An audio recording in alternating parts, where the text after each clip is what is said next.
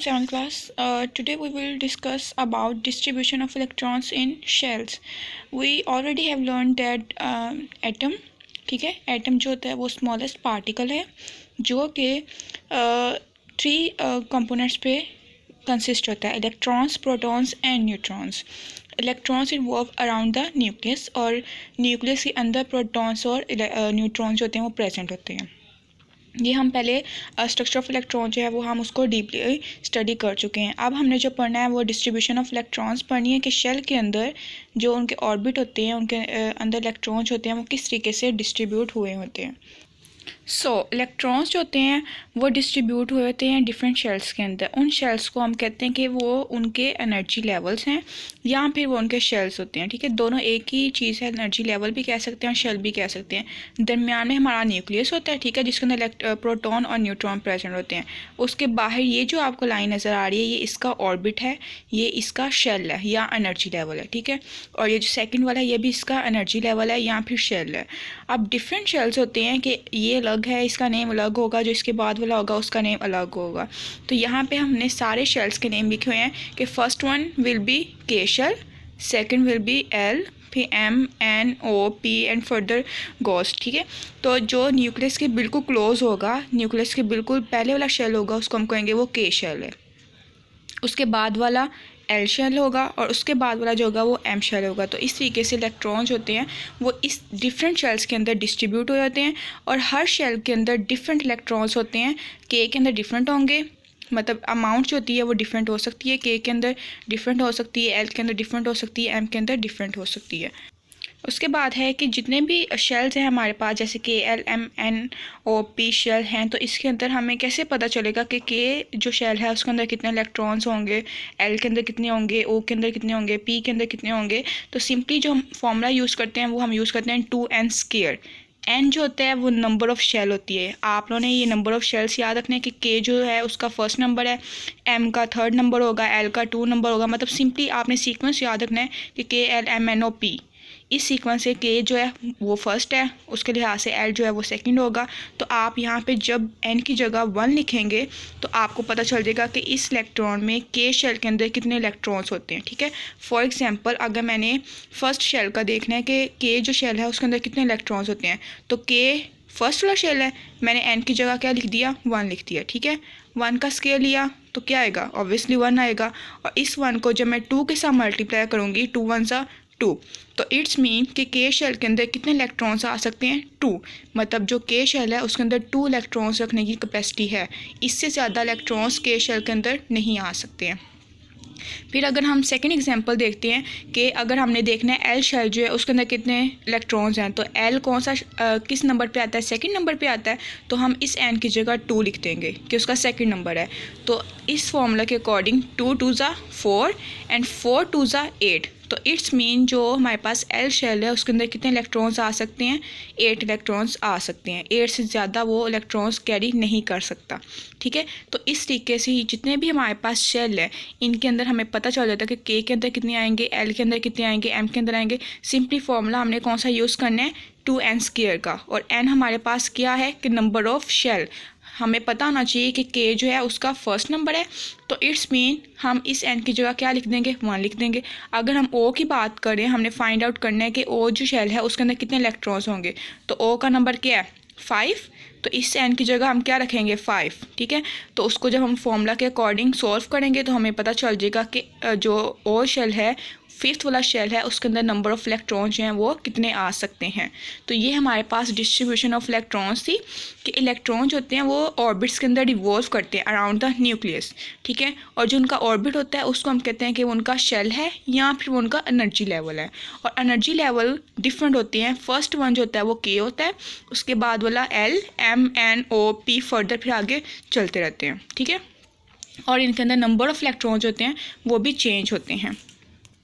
Next topic is valency. Valency कहते हैं कि एक एलिमेंट की कैपेसिटी को कि वो कितने एलिमेंट्स के साथ कंबाइन कर सकता है.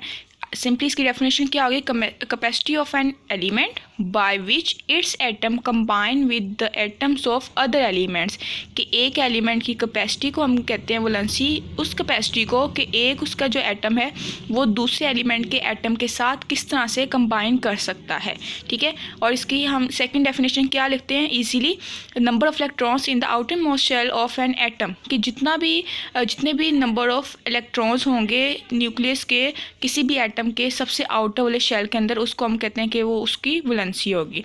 फॉर एग्जांपल कि सोडियम, ठीक है, सोडियम में इलेक्ट्रॉन्स होते हैं 11 और प्रोटॉन्स कितने होते हैं 11।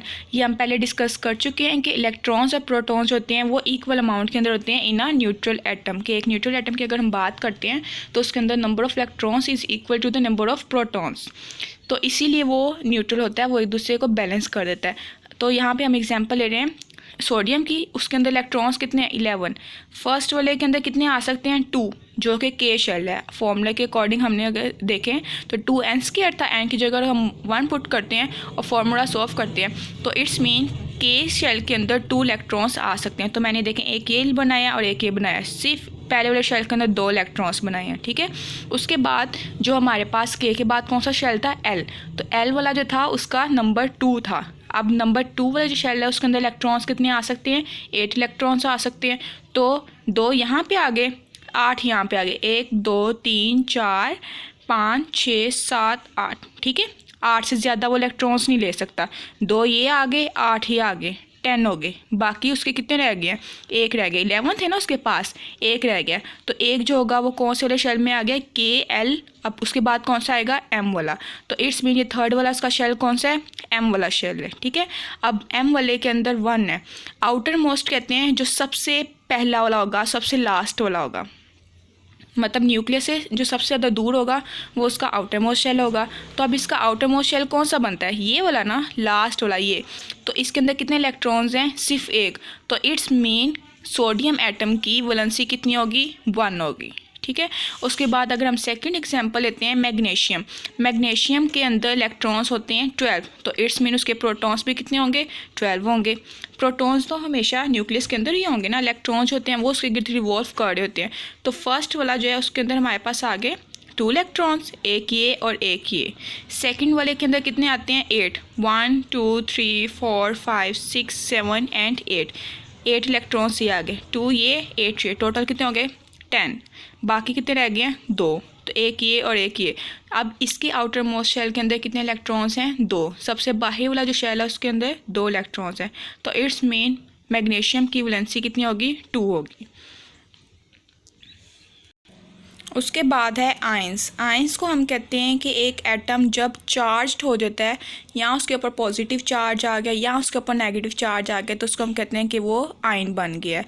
अब आयन जो होते हैं वो 2 टाइप्स के हो सकते हैं, एक हमारे पास एनाइन है, दूसरा हमारे पास कैटाइन है।